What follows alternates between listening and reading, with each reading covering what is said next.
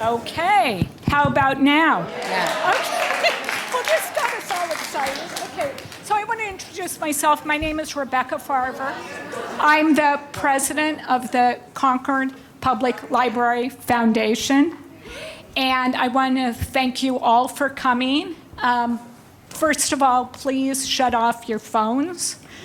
And I just want to tell you that I've been talking to people around since I've been here, and everybody just agrees this is a wonderful book. I'm going to now turn it over to Laura Kanoy.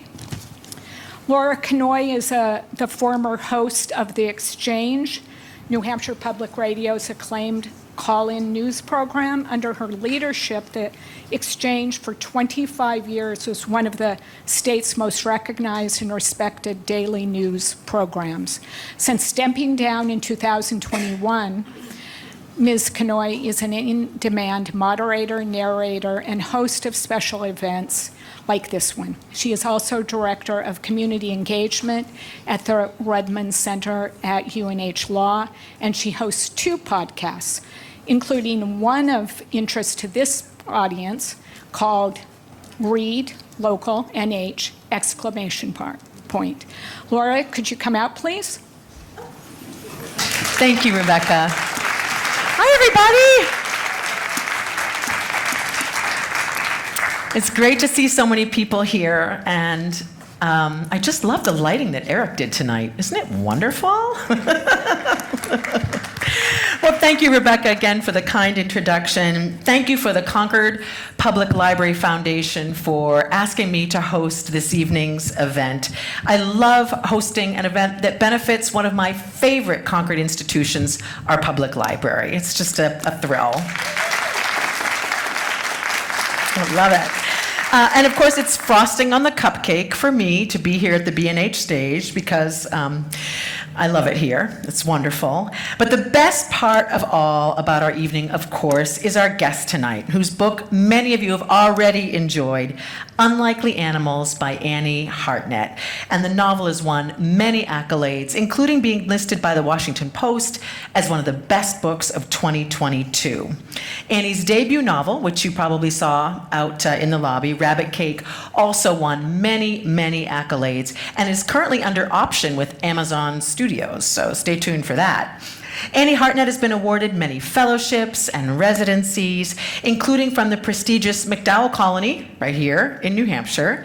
She lives in Massachusetts with her family, and we are absolutely thrilled to welcome her to Concord, New Hampshire tonight. Annie, could you come out, please?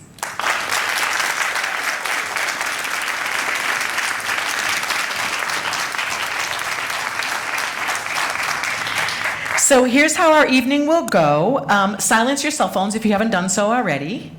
And I will kick off our conversation, and then I'm going to open it up to you for your questions. And I love doing author events when a lot of the audience has read the book, because the questions are very rich. We have 2 microphone runners, Kevin and Paris. Paris will be managing this side. Kevin will manage this side. Can you guys just wave? I know it's a little bit dim, but there's Paris. I'm not sure where Kevin is, but he's here. So they will come around with the microphone. Oh, there you are!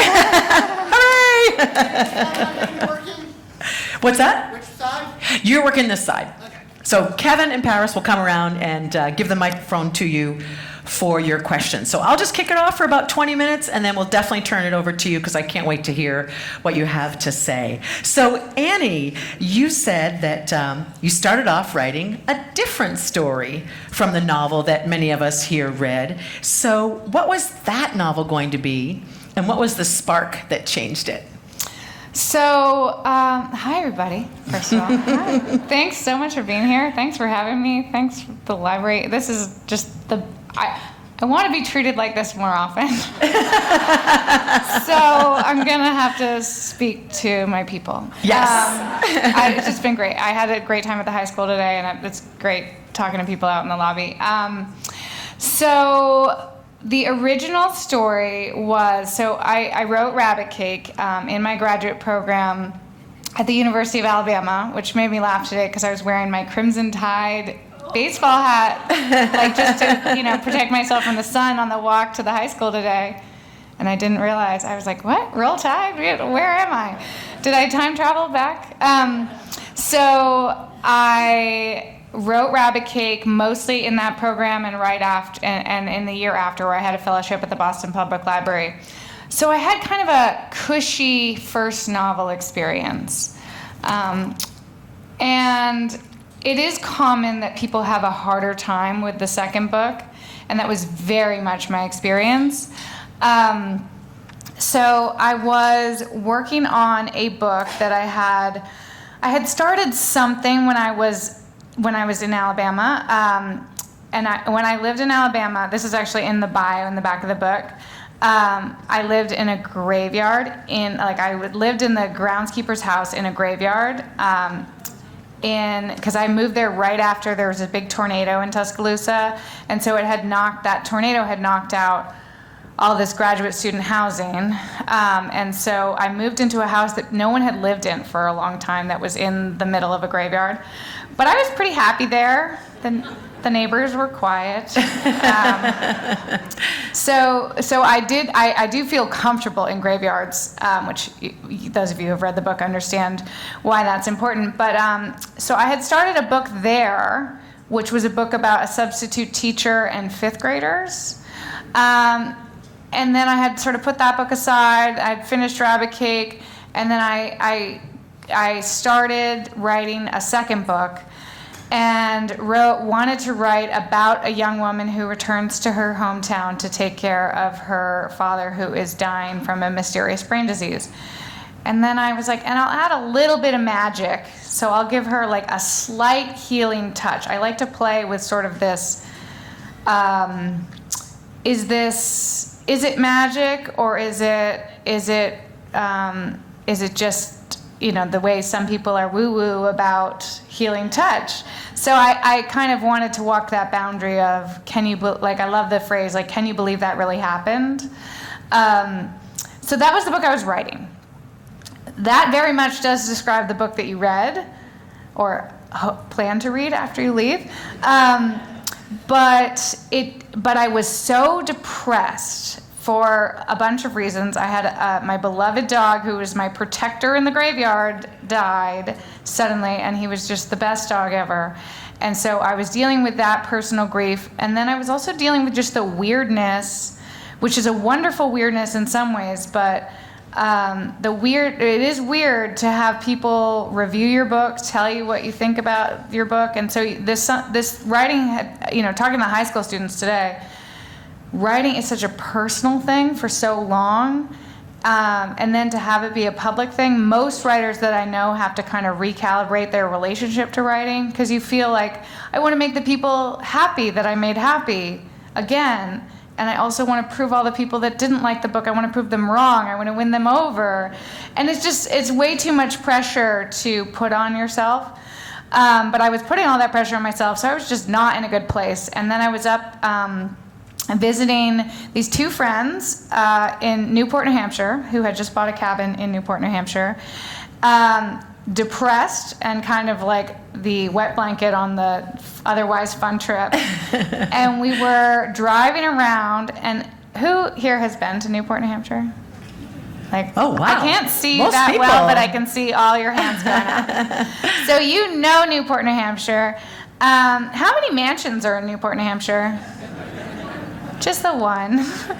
I love Newport, New Hampshire, and I hope that is obvious from the book. I lived there before I knew there was a mansion there.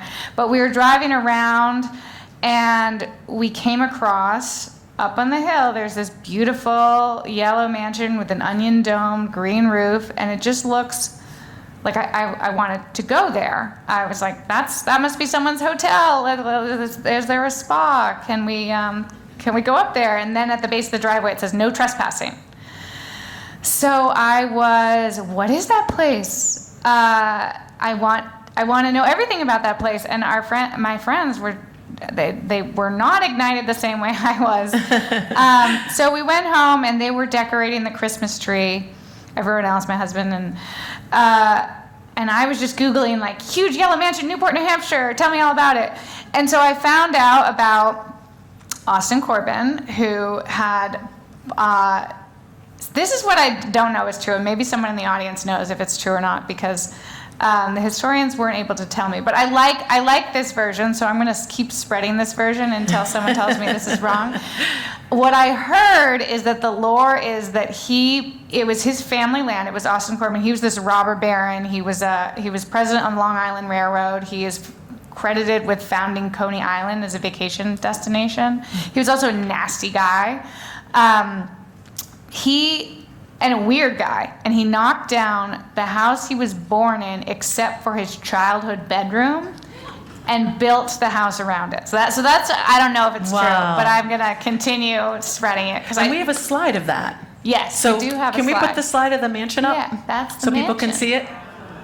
So it's always for sale because whoever lives in it dies. Wow. Well, no, it's been for sale a couple times in the past. How much is it? It's only $2 million. But they bought it for $600,000 in 2020. So they're making not bad. But also, are you going to heat that place? Yeah. So you saw the house. House. That's my story. No. I saw the house and I thought, that's just an amazing house. I want to know. I want to know everything about it. But I don't write historical fiction. So I had no real idea or any plans for what I was going to do with it. But I wanted to know more, and there wasn't. And I heard about the park behind the mansion, or is sort of behind the mansion. So if you probably everyone here knows about Corbin Park now, whether you found out about it from the book or whether now you've talked about it, but it's 26,000 acres. It was Austin Corbin built this house, and then he started buying up farms in the area, and if the farmers didn't want to sell, he would bully them off their land and say, I'm just going to fence you in. So that's what I mean when I said he was a nasty guy. And then he started shipping in animals from all over the world to live. I love the quote that he said. He wanted all the animals in the world to come to live harmoniously in Newport, New Hampshire. So it wasn't originally a hunting park. It was originally just a place for animals to live harmoniously. And then white-tailed deer, which had been hunted out of New Hampshire, came to the park. They were like, this place is great. Let's make a lot more deer, as deer want to do. So once the deer population exploded, that's when hunting began in the park. And then it became kind of a place for rich people to come up and visit the Corbins and go hunting. So the more I found out, the more I was amazed by it. Still didn't plan to write about it. And then I actually went to the Historical Society, started researching it, opened the binder, and saw this picture of Ernest Harold Baines, who we also have a slide of. Let's get that one up. Look at that absolute babe. So he was this very handsome naturalist who was invited to the park not by Austin Corbin, the mean original rich one, but by Austin Corbin, the rich one, died in a horrible accident, which there's a joke about in the book, because he was an anti-Semite. He was he was not a good guy. So the story about how he was thrown into a wall is true, but not about how he said bang, bang, bang for 6 hours, and his wife didn't know whether to shoot him or the horse, so she didn't do either. That was a joke I just made up. But his son, Austin Corbin, the third, but there's another Austin Corbin who died. But maybe that's another story for another time. But Austin Corbin, his son, would end up losing all the family money, but he's the one who invited Ernest Harold Baines to come live at the edge of the park, and he was this real-life Dr. Dolittle. He had animals in his house. That was the Sprite, the fox, who's very much featured in the book. And then Jimmy the Bear is also featured in the book. And then he also had Death and Dauntless, the timber wolves. And then he had Actaeon the deer, and also tons of birds. So he originally started his career I'm just talking now. I feel like. No, it's interesting. Well, I mean, so this is he's the the guy last- who he changed the shape of your book. Yeah, yeah. once I heard everything about Ernest Harold Baines, that's when I was like, I have to write about this. Right. And so that's when, and it was wild to connect the Ernest Harold Baines, like, how do I then put historical fiction into a book about a man set in 2014. But the thing that I did know about Lewy body, well, it's not exactly Lewy body dementia, but it is. Sometimes people ask me, why don't you just say it's Lewy body dementia that Clive is suffering from? Well, because you often say just mysterious brain disease. Mysterious brain disease. And that's because I like to keep everything a little bit off the ground. Right. Like in terms of I don't want it to be totally grounded in reality. I like to keep us kind of floating so that you can be more whimsical, you can have a little more fun. I don't want anyone to take anything too seriously ever. So I call it mysterious brain disease. But one thing that is true about Lewy body is there's often hallucinations of animals in the house. And I was like, but Ernest Harold Baines had actual animals in his house. So it married in this way that I couldn't have predicted or saw coming. And so Ernest Harold Baines quickly became Clive's buddy, and he that was must the have been a great moment, Annie, because you were struggling with the book, you weren't sure how to put all these pieces together, and then there's that perfect marriage there of It themes. lifted me out of the depression I was in, because it was suddenly fun to write, and I also hadn't really ever experienced doing deep research for a book before, because I had so much in my head and dealing with all so much imagination that I do have access to, but actually doing research and ordering Ernest Harold Baines books off eBay, because they're all out of print, and they all he died in 1925, and so he has all these wonderful books, but you can't access, they're not at the library, they're not online. But I did buy them all and read them all, and they're amazing. They're the stories of his life with wild animals in his house. So. Right. So the story isn't just told from the perspective of several people. We get the perspective of ghosts. We get the perspective of animals. And somehow you make it all work, Annie. Let's talk about the ghosts first, who reside at Maple Street Cemetery. And when I read that, I thought, oh, Thornton Wilder's Our Town. Mm-hmm. How did you decide to borrow from Wilder's technique and make it your own? So there is a lot going on. It's always a hard book to. I'm so grateful that most of you in the audience have read the book, because it always is there's so many things going on. And one reviewer, I think on Goodreads, had said this book is like tuna, like when you watch someone on Chopped try to make something out of tuna and chocolate, and you're like, that's never gonna work. That's never gonna work, and then it works. I guess So the ghosts were really the thing that got it to all make sense. Because before that, I became obsessed and went down this insane rabbit hole with all the research I was doing. But I still wanted to write the story about a 2014 young woman who returned home to take care of her dying father, and she has a magic healing touch. And so those things were so separate. I wanted to write a book also different from my first book, which is very voice-driven and is really, all that matters in that book is that you love the main character, and doesn't really matter so much about what happens in the plot. I wanted to write a book that had a really complicated plot that would remind people of a John Irving novel, especially his earlier stuff, like an Owen Meany, where I assume a lot of people have read Owen Meany, although I did meet someone who said it was only because of my book that she read Owen Meany and John, which made me happy, because I feel like he's obviously a beloved author, but he is just so special about the way that he weaves this crazy story, and then you think you think that he's throwing something in there just because he has such command of voice and comedy, and it's not going to mean anything, and then he uses it at the end in a really big way. So I wanted to do something like that where you think things are kind of random and I'm just trying to have fun with you, and then it adds up to something more. So I had that goal of writing a book that was more plot driven, but also incorporated a lot of different things. Was it intimidating to borrow from Thornton Wilder and the cemetery?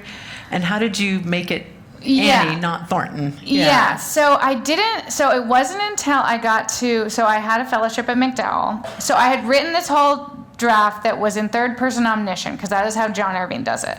Then I got to McDowell, and if you've taken a tour of McDowell or you've been to McDowell, it's all about the history of the place. They show you the James Baldwin Library, because that's where he wrote Giovanni's Room, and like they tell you like 61 Pulitzer Prize winners have come out of here, and you're like, no pressure. Pressure. Yeah. So I was like, when are the fraud police coming to take me away?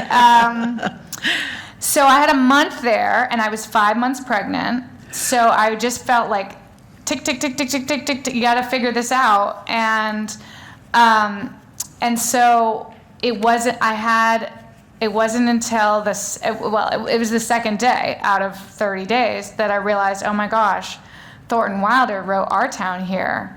And I thought it was a crazy idea, not because I was intimidated by Thornton Wilder, because he's long dead.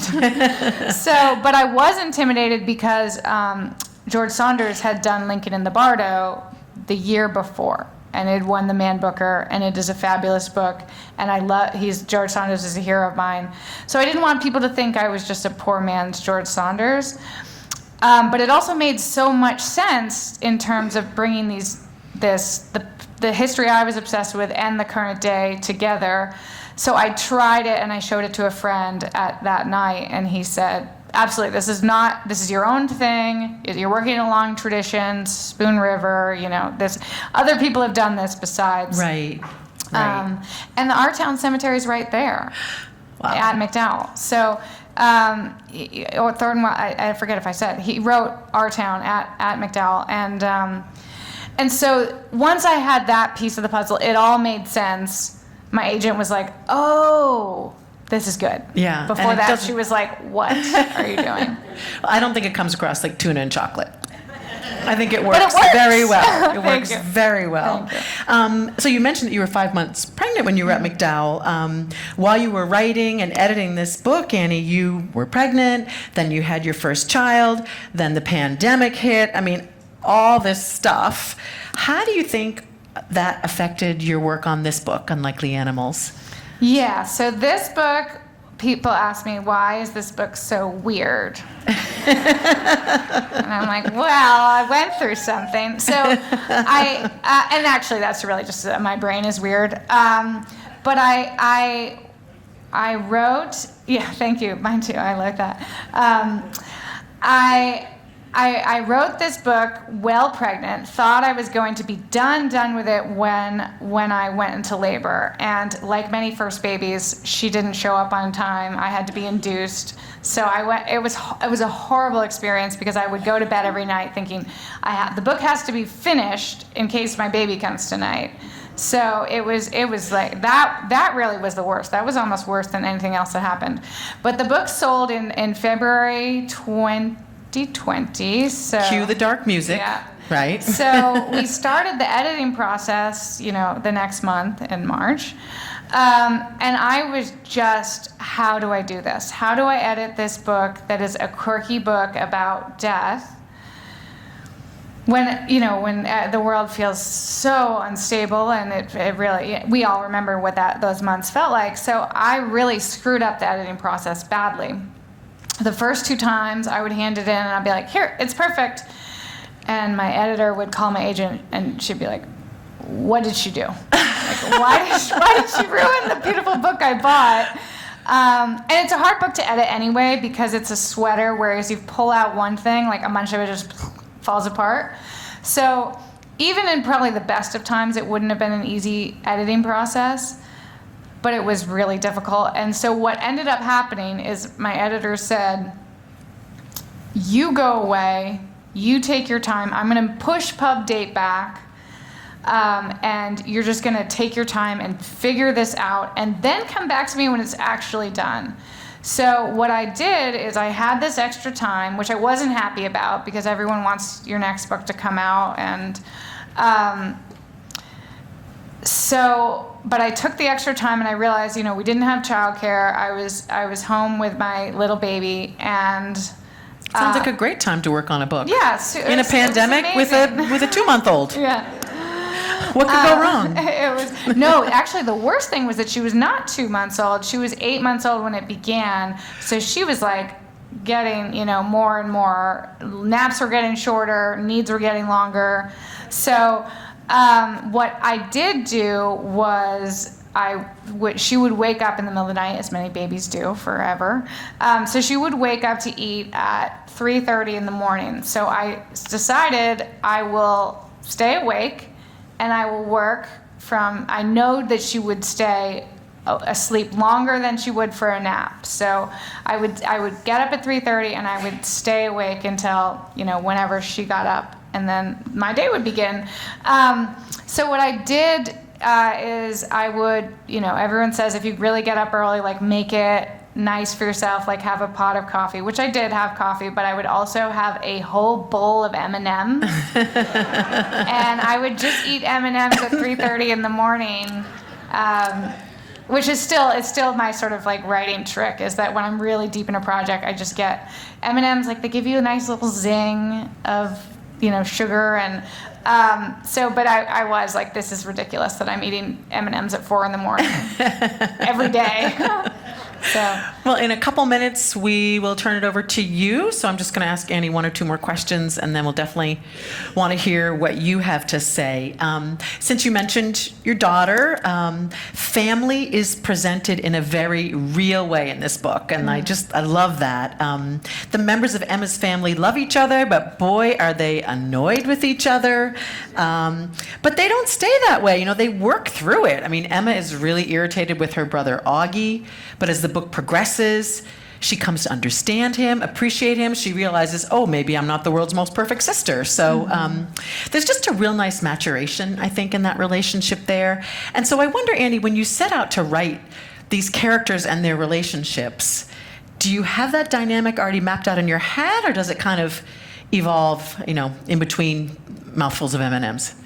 It does kind of evolve. The characters kind of become real people to me as I work on them. Like Augie was a character that really took me by surprise.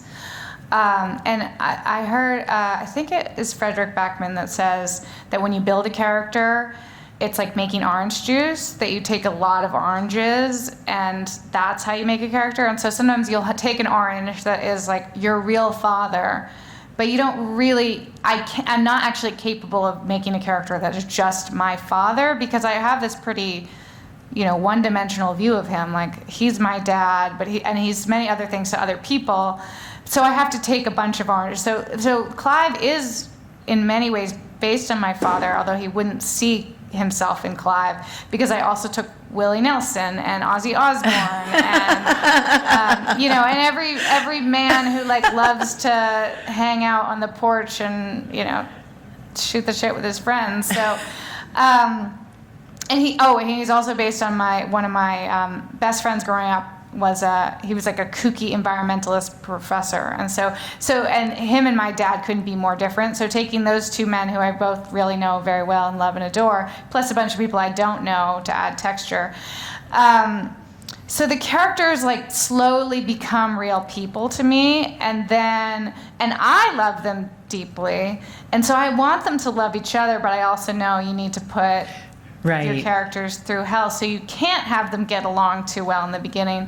And one thing I love about writing siblings in general is how mean siblings are to each other. And I try never to write. I had my editor for my first book said that what she loved about my humor the most is that it's never mean. And that is kind of something I use to edit, is say, sometimes I will write something that's mean. Like there's always a line that I take out about my husband's ex-girlfriend. Like I just always put her in there, and then I'm like, grow up, Annie. It's been 20 years.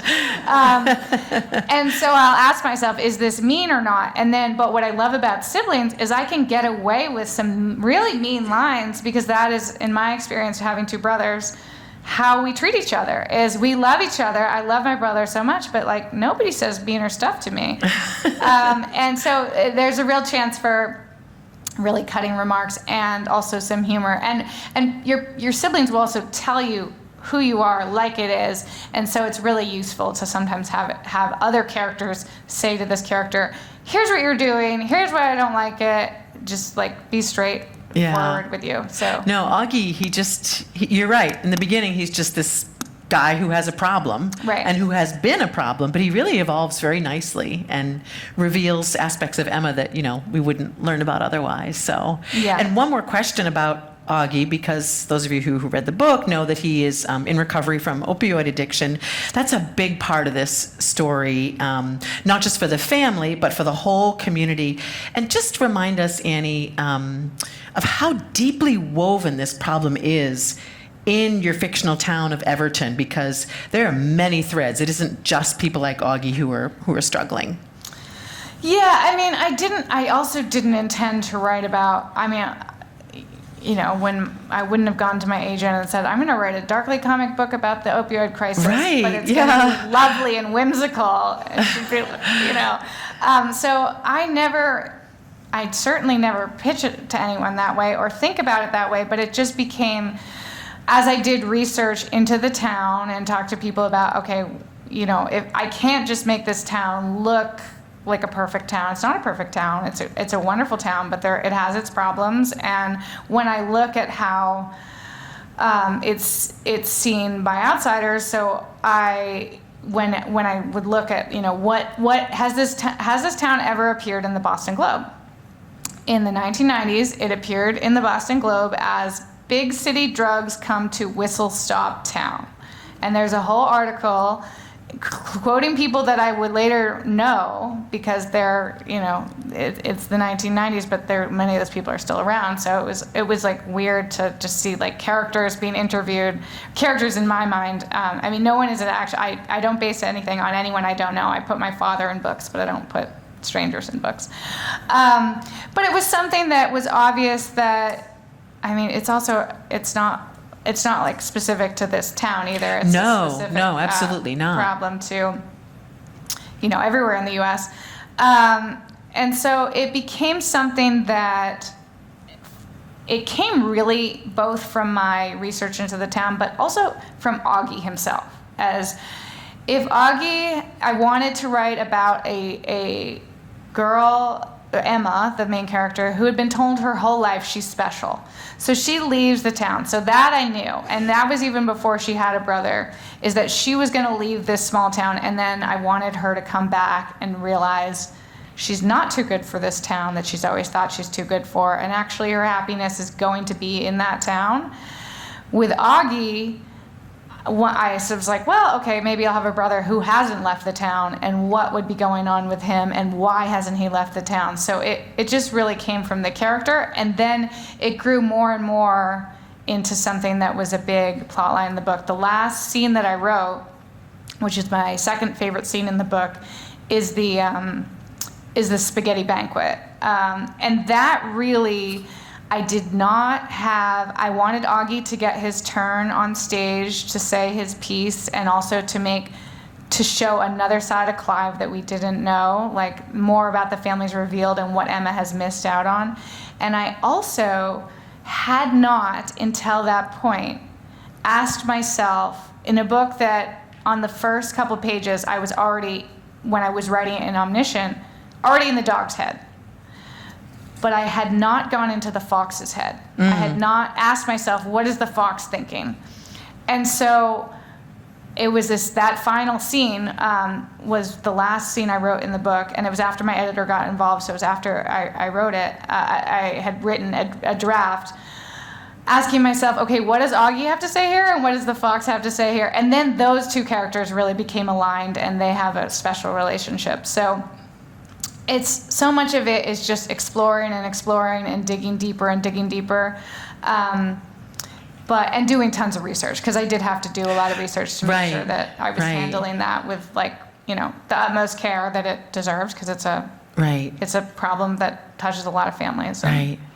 Well, let's go to the audience. And I have a bunch more questions, but I want to share. Mm-hmm. So Paris is on this side, and Kevin is on this side. And if you would like to ask Annie a question, now's your chance. So go ahead and raise your hands, and I'll try and call on you. I can mostly see people. So here's somebody. Oh, go ahead, Paris. It's already on. Okay. It's already on, yeah. Who has their hand up? So there was somebody on the aisle over there, yeah. Go ahead. How can you see? I can't see anybody. You've done this before. He raised his hand.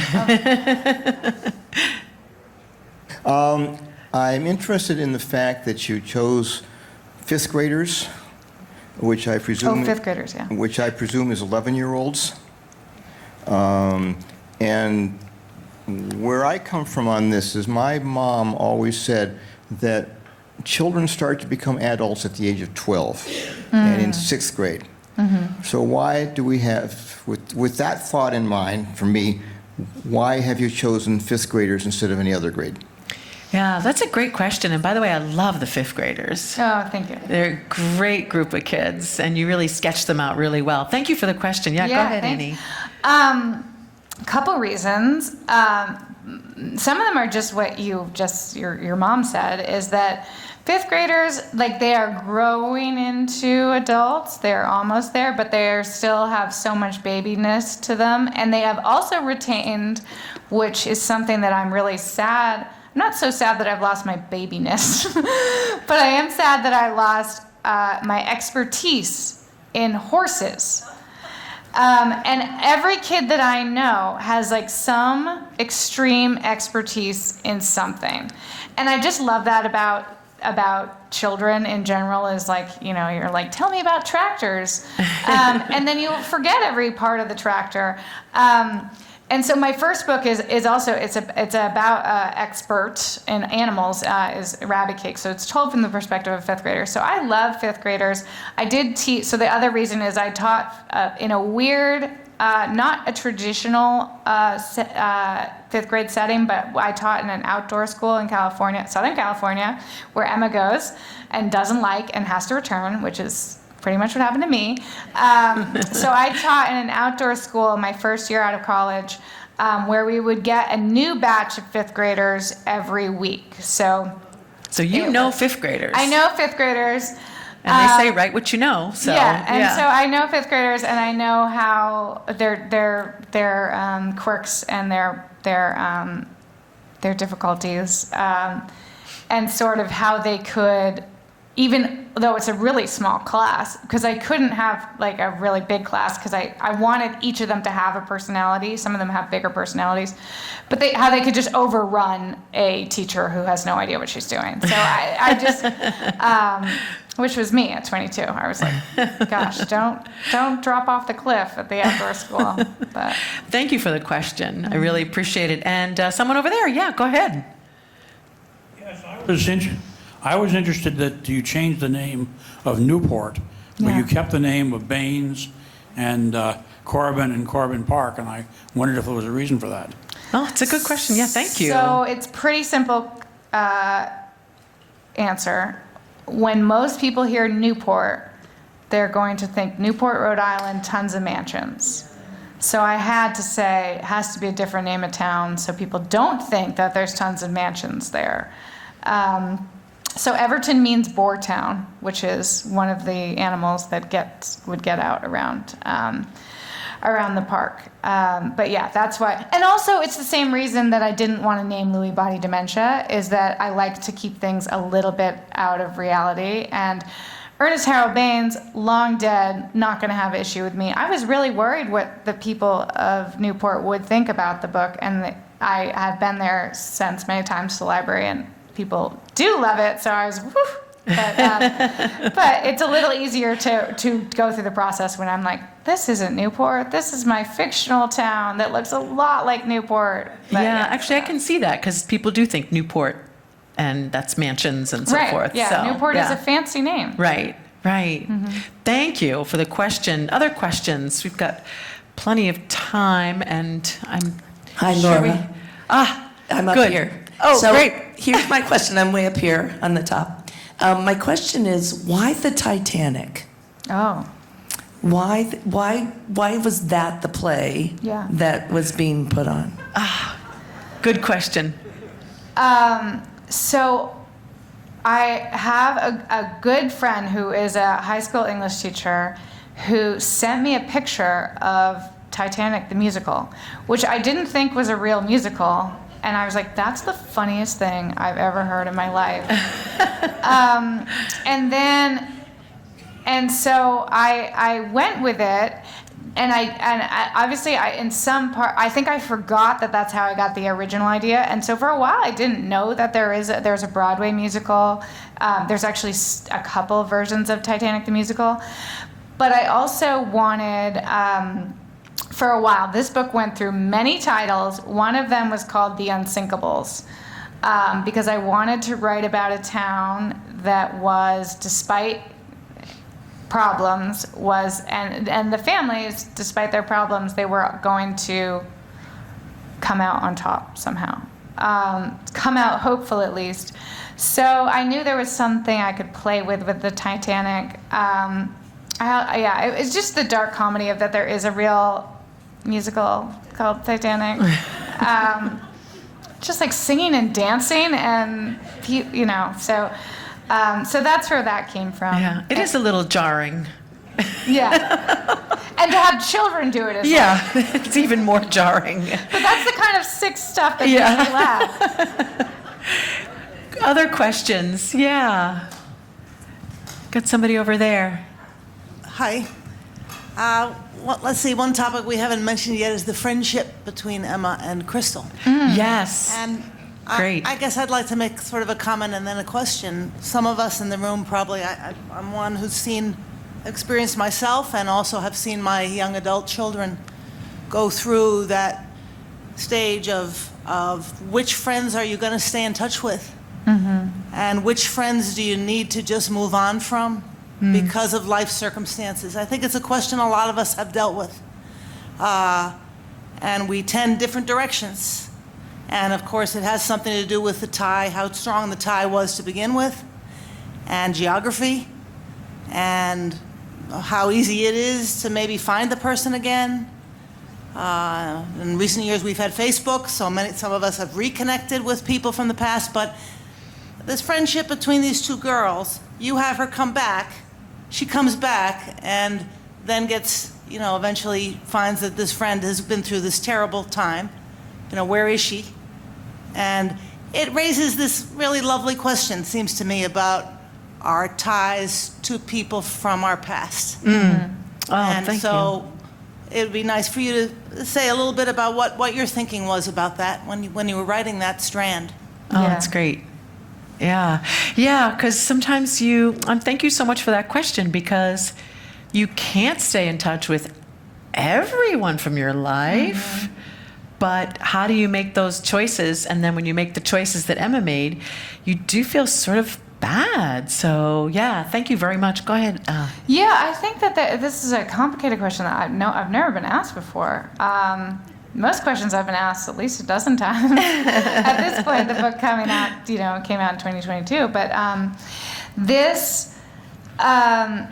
I do feel, part of what motivates me to write is explore things that I feel complicated about, that I don't understand. And some of those things that I don't understand is, why did we drift apart, some of my friends, and why couldn't we have made that work? And I feel that there is real heartbreak in missing some of those people. And I think most of us, like, people I can see on, I don't look at, I do look at Goodreads, but I only read the 5-star reviews. So if you a give good me idea. less than that, I won't have seen it. If you reference your 5-star review, I'll be like, oh yeah, thanks, I read that. But there, you can see what people highlight, and people highlight in the book that like we say a lot about the first loves of our life, but we don't say a lot about like the first friends of our life. And so it's something that I did want to explore, and then ask the question of, if something ever happened to one of those friends, I would think that I would still show up for them because my love for them is still so deep, even though they're not my friends anymore, in the way that we use the term friends. But so I wanted to ask that question, and also to ask the question about, back to the opioid crisis, is who gets help, and what kind of resources do you need? And even with Augie, who has all the resources and really very active, good parents, he still really struggles. And then Crystal doesn't have the support system. And so I wanted to explore the Crystal and the Augie side of how devastating it is, and how even with support, it's still not an easy problem to solve. And when you don't have support, it's all that more complicated. So Crystal was an important character really for a lot of the book to work, but some of it is just me exploring emotions of missing friends that aren't my active friends anymore. Well, and this kind of relates to Augie and Crystal too. I've heard you say, Annie, that you don't start out to write happy books, but you do like to write about second chances. So Yeah. Explain your thoughts a little bit there more to me, because second chances sounds hopeful, if not Yeah. happy. So go ahead. Yeah, now I've written 3 books. The next book comes out June 2025. I think I write, write what you know, right? That's what they say. For what I know is that I feel hopeful about the world, no matter, how devastating the news always is. I sort of maintain a hopeful sort of persona, and that I also have a dark sense of humor. So those 2 things will always be in my books. And so I did want this to be a book about, I don't know what it was, but I think that was early on, that I knew I wanted to write a book where everybody gets a second chance. And some of that came from the ghosts, probably, because the ghosts think the best, even the sort of villains in the story, the ghosts think the best of everyone because they're in our heads. And I always feel like no matter how nasty someone might be, if I'm in their head, I might understand them better, and like maybe they're not so bad. Trying to have empathy toward them, even if they're horribly nasty. I'm like, what are you thinking? Why are you doing that? But the ghosts are in those people's heads, and so they know like what the childhood trauma is, that why they're being nasty to the person in the grocery line. And so they love everybody, and so they are rooting for everybody, and so with the ghosts, they want everybody to have a second chance of some kind, and what they really want is, no matter when they died, even if they lived till 105, they all have this desire to have one more day alive. They are not hoping to be resurrected. They're not thinking that Emma's coming home and she's going to bring up the zombies. They all have a list of, here's what I would do with one more day alive. And so when Ralph, this is a little bit of a spoiler, but most of you have read it. When Ralph Kelsey, it's not too bad. It's the middle of the book. When Ralph Kelsey dies... He's not a major character. He's not a major character. Ralph Kelsey dies. Oops.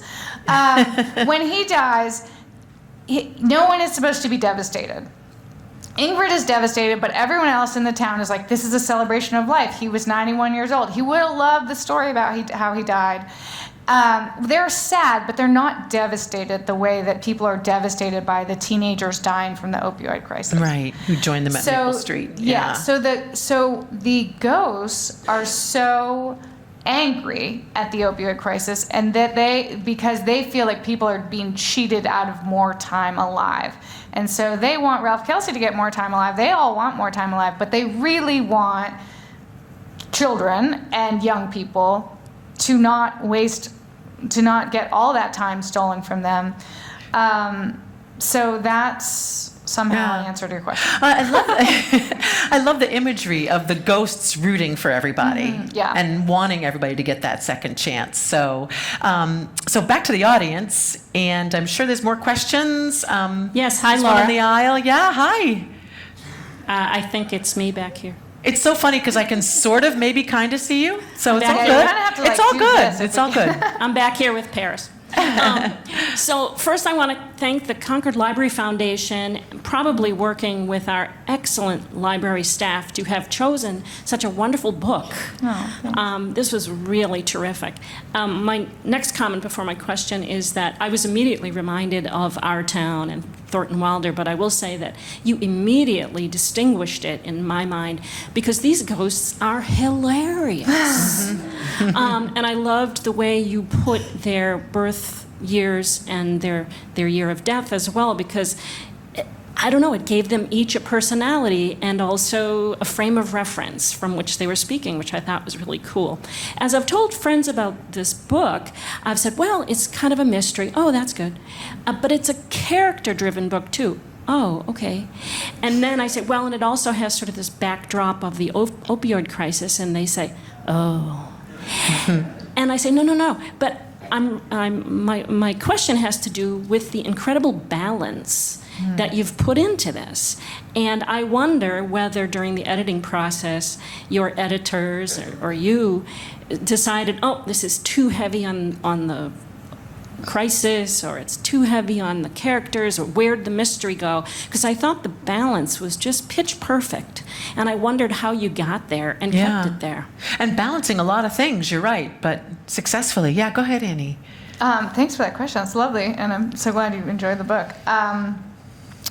The balance, definitely, I balance it on my own, and then editors, their job is to come in and tip those. When my editor came in, she wanted more mystery. So she did add, have me write more about the search for Crystal. So I think that really did help change, ultimately lead it to a balanced book with that's going on. You never you forget about it for a minute, but then we bring it right back right before you forget about it. And so some of that is definitely credit to my editor, and then I just read it through hundreds and hundreds of times, and I'm like, okay, when am I starting getting bored here, and I'm going to bring in one of the other elements. And that's why I have so many elements in a book, in all of my books, is because I don't like getting bored. So when I'm writing, I'll be like, well, let's throw this in there, and this in there, and this in there. But it really is it, and for the humor and that balance, that is the one thing that I do have naturally that I don't have to work hard at, is the jokes are just those come out first, and that's where when I'm working on the personalities of the ghosts, I would write their little zinger, and then I would think about, well, who said that? What was their job? What would their name be? So the ghost would come, which is the opposite way that I would usually develop a character, where I'd come to character first and then give them some dialogue. But the ghosts all came from the dialogue first. I'm glad you like the dates, because I know that was a little bit of could be a stumbling block, but it really tells you so much about a person, and also helped identify that some of the characters had died recently and some of them had died a long time ago. Right. No, I like what you said about a frame of reference. I love that technique too, because in just a couple numbers, you kind of had, like you said, that frame of reference about that person. So, yeah, more questions. So you said that there had been an alternate title, and I'm curious how you came about to the title that you decided upon. So yes, the title was a title that I still kind of wish that it was titled, but it is lucky that it wasn't, because I assume some of you have read Remarkably Bright Creatures, which was like the book that sold the most copies of any book that came out the year my book came out. And I love Shelby, so I'm very happy for her. But so it was originally called The Creatures We Love the Most. And it was called that because Ernest Harold Baines said about the Sprite, he's the creature that I love most in all the world. And I love that because he also had a wife who lived in his house with him with all his animals, who didn't get enough credit for, like, she was also Dr. Dolittle, you know, but he got all the credit for, because she could live with the animals too. It wasn't like the bear was trying to kill her. Although the bear did wrestle, that's in the book. The bear does wrestle her to the ground once, and then that was when they decided the bear had to go to the zoo. It was called The Creatures We Love the Most, and the problem with writing a book it takes many years, and it's not that this book took me like a remarkably long time in terms of how long books should take, but my father was so annoying and was like, what's the title? I keep telling people the title of your book, and I can't remember it. And it got under my skin, so I was like, I'll name it a different title then. So it was, I called it a lot of different things, and then Unlikely Animals, it did the same sort of thing that I wanted with The Creatures We Love the Most, because The Creatures We Love the Most, you would ask the question, like, are the creatures we love the most the people, or are they in our lives, or are they the animals? And Unlikely Animals is the same thing. Who are the unlikely animals? Who are the most unlikely animals is people. And I also, unlikely was a great word for me because this is a book that relies heavily on coincidence, and I wanted to get really playful with coincidence. So it's like all the unlikely things that happen. If things don't happen just so, like in some of the scenes, in the big scenes, then it wouldn't have happened. So ultimately, I think the title is good, but I really love my first book title, which is Rabbit Cake, and so I some of that was like, I'll never have that title again. Other questions? I think I saw Here, we have one up here. up there. Okay, great. The back row. Great. So I loved the book, and I've read it twice so far. Oh. And I lived in Newport when I was young. I wasn't from there, so I came into it with that perspective. Mm-hmm. And I find it to really be a book about place in a lot of ways. It really hit me that way, and I really like that part of it. And one of the things I heard about the mansion, because we drove by it to get to our house. Mm-hmm. I did all this research and did a paper on it in high school and stuff. And yeah, he was a nasty guy. And so I'm curious about what you did inside the park. Like, how did you get those like wacko rich people in there? You know, you had them living in there, and I just was fascinated. Well, they by didn't that. let me in the park. Yeah, I was wondering. No, but yeah. your characters. Oh. Yeah. Yeah, I was actually fortunate enough to get in there. You did? I did. Yep. Can we talk after? Sure. Yeah, I'm just wondering about that too, like, because Corbin Park is so important in the story. So how much were you able to learn about it, and how much were you not able to learn? It's just kind of shrouded in mystery. So thank you for bringing that up. I definitely wanted to know the history. And I did meet with Bill Ruger, who lived in the mansion, who was the owner of the gun factory, which I didn't know when I originally named Ralph Kelsey the owner of the gun factory and owner of the mansion. I didn't know that. I just thought, who in this town can afford to live at this mansion? Obviously, he has to own the gun factory, which there is a gun factory there. And then that turned out to be true. Bill Ruger lived in the mansion and owned the gun factory. So I met with Bill Ruger, who did tell me a little bit about the park before his death, and he told me about Ernest Harold Baines. I really wanted to learn about the history of the park, but in terms of what it is now, unless someone took me in there, and I would love to go, I just wanted to imagine, and I also really didn't want to get too close, because rich people are litigious, and so I didn't want to, were anyone to say, oh, that's really very similar to, I see. so-and-so. So it worked to your benefit, actually, that you couldn't go in? Is that what you mean? Totally. I just wanted to, as soon as you say 25 rich people live together in this 26,000 acre, you're like, they're hunting people.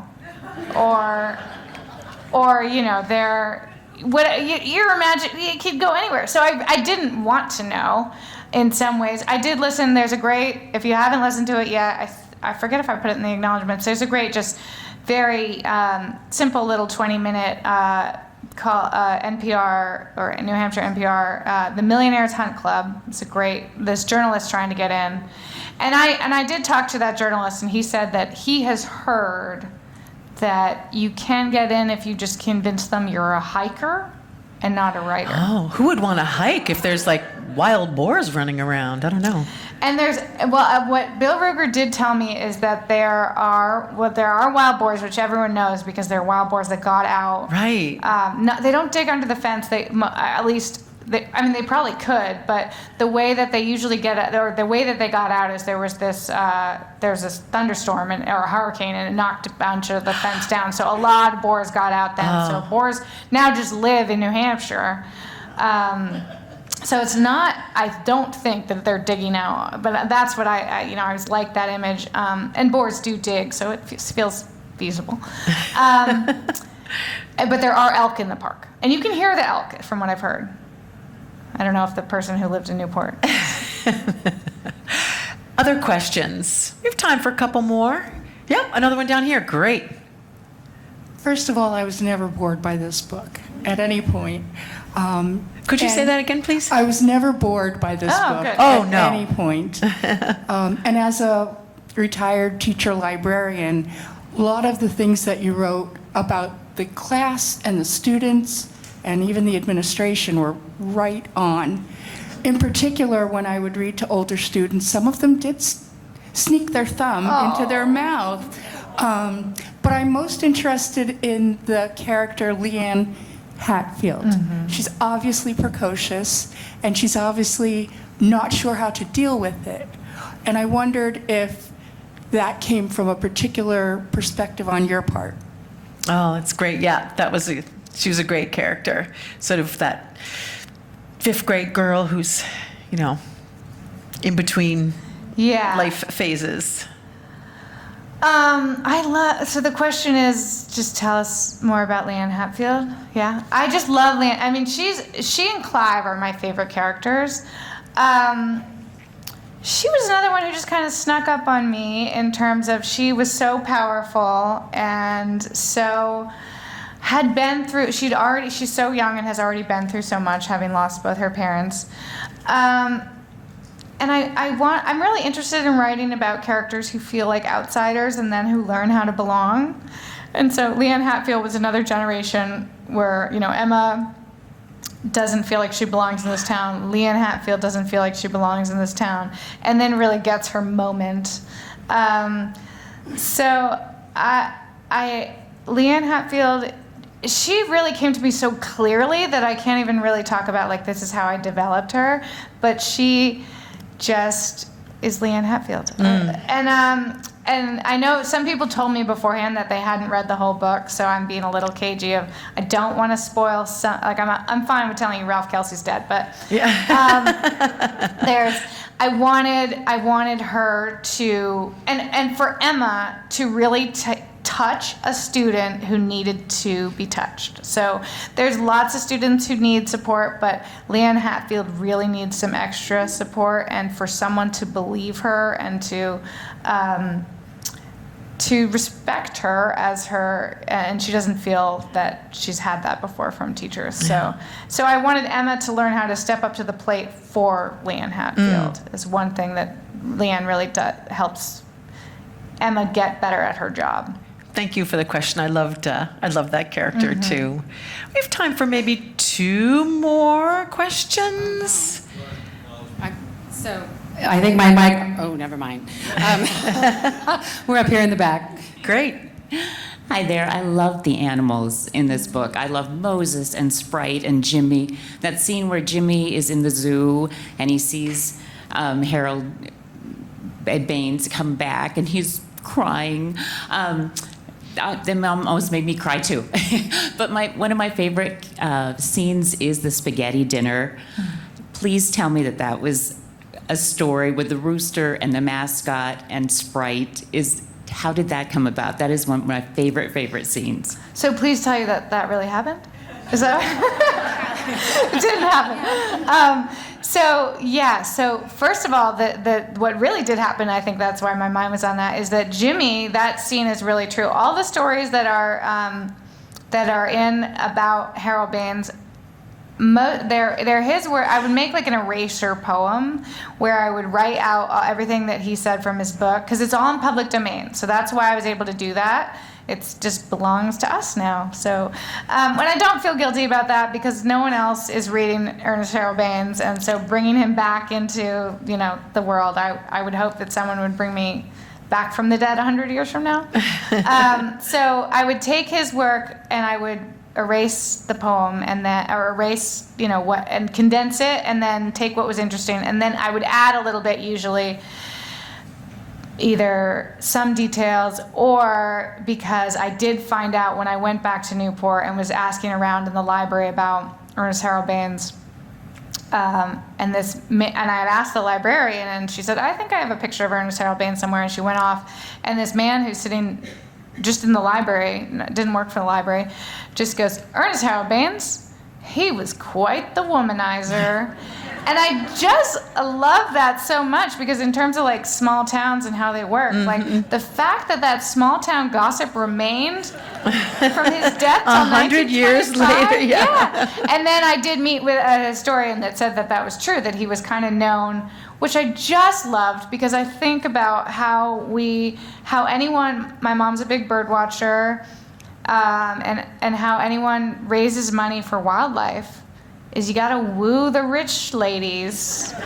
It's like, that's true now, and it's true then. And so how would the very handsome Ernest Harold Baines get money for his beloved animals? He would, charm them.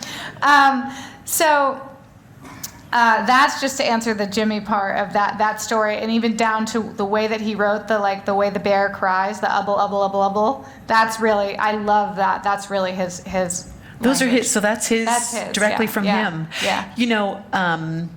We have time for one or two more questions. Wait, but I didn't even answer her question. Oh, okay, go ahead, yeah. I just started talking about the thing I wanted to talk about. Her question was, tell me more about the spaghetti banquet and the fox, which I also have a funny anecdote about. So when I was trying to get into that scene, and I had to work out, like, what really happened when Emma was gone with Augie and Clive, like, that was really what I had to do there. But then, as I was saying, is I really started thinking about the fox and what the fox was thinking and what he would be thinking having come over from Russia. And you really can get tame foxes from Russia. And they don't cost $18,000, so I made them more expensive so that people don't get. But it was an experiment that they did to try to figure out, to study domestication and and they had to lie to the government and say that what they were doing was not studying domestication, because that kind of science wasn't allowed, but instead they said they were studying how to make a better fur coat. But they discovered that these foxes were actually very easy to domesticate, and their fur coat got way worse. So as I'm trying to figure out what Rasputin would think, my brother was living in Russia. My brother's wife was in Mongolia in the beginning of the pandemic. She's Mongolian, and he couldn't get to her because they locked the borders down, because Mongolia, everything was locked down. So they were locked down. She was locked down in Mongolia. He was in his 1-bedroom apartment in Russia where he didn't really know anyone. And just like in terms of all the ways that we experienced 2020, that sounds the worst to me. Yeah. In a foreign country with none of your loved ones, in an apartment working online, like horrible. So I was worried about him. And my brother and I are, close in some ways, except we don't really talk that much. So I was like, I should check in on Jake but it's kind of annoying if I'm just like, how are you doing? How crazy are you now? Yeah. So instead, I was like, well, the fox is from Russia. Like, shouldn't I be asking Jake how, like, what? I should come up with what the fox would think. Nasty things about Ingrid, because he's in love with Clive. And then ask Jake to translate into Russian. And I'll have, like, little Russian bits throughout the book. And so I would ask Jake, like, how would you say this nasty thing about Ingrid? And he told me about the Russian language that and maybe some people here speak Russian, but he said that in Russian, we would take something that's an insult and it's just like, this is our insult and it's way up here. So I'd be like, he would come back and he would be like, here's what, I'd be like, I absolutely can't put that in print. That is horrific. So, but I would work on it, and so the fox did have all these little Russian bits where it was just thinking nasty things about Ingrid and had this little attitude. And then when I did submit it to my editor after she sent me away, she was like, everything's great, but we are taking out these Russian, it's super distracting. But doing that process allowed me to get into the fox's head. And so I understood Rasputin as a character. Finally, the orange juice had been made. I'd put enough oranges in there for him to be a real person to me, like a real fully rounded character. And then I was able to figure out, it will be really funny if they get him cat toys and he thinks, okay, the Russians wanted to teach me how to be a domesticated pet. These Americans, they want to teach me how to kill some birds. And so I was just, it was just, the things that make me laugh are the things that make it into the book. Yeah. Well, before I forget, I know you want to talk about Ernest Taylor Baines and his sort of unsung role in protecting the American bison. Oh yeah, because I never remember to talk about it. Yes. I told before we talked that I was like, I'm going to forget to talk about this. Some of you may have already known about this because the American Buffalo, the PBS series that Ken Burns did, and I think he's coming. Someone told. Dayton Duncan is coming, who was the other, and apparently Ken Burns was like, that was his final project because Dayton Duncan really that's his passion. So, when is he coming? Well, it's up in the air. Historical Society thing, June 8th. We won't hold you to it. Okay. I'm not. All right. Join the Historical Society and you'll find out more. So when I was researching the book, that I had heard that Ken Burns was doing this documentary that was related, and it was so Corbin Park had the largest private herd of bison, and so that was the reason that Ernest Harold Baines came up to the park, that he was there specifically to study the bison, which had at that time had been hunted way almost to extinction. And so Ernest Harold Baines was the one who Teddy Roosevelt had been up to hunt in the park. And so when they were coming up with the American Bison Society to try to to bring the bison back from extinction, the head of the Bronx Zoo and Ernest Harold Baines they'd eventually have a big falling out, but they were partners trying to get this society off the ground. And the guy from the Bronx Zoo, whose name I don't remember because he's not important to me, he gets all the credit for the Bison Society. But Ernest Harold Baines is the one who wrote to Teddy Roosevelt and asked him to join the board of the American Bison Society as an honorary member. And Teddy Roosevelt said yes, because he had been hunting in Corbin Park and so had seen the bison up close and said, yes, these magnificent animals deserve to be protected and saved.